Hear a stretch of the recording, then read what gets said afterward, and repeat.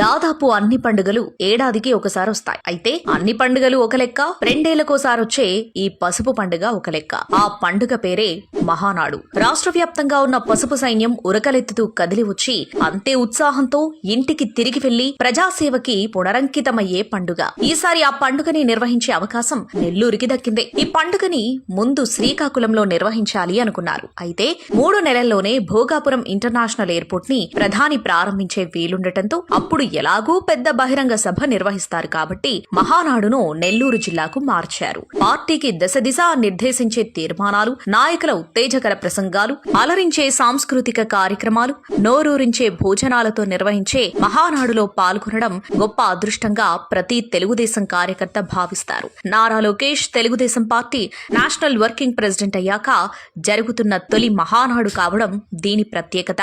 కార్యకర్తలు కూడా భారీగా తరలివస్తారని అంచనా వేస్తున్నారు.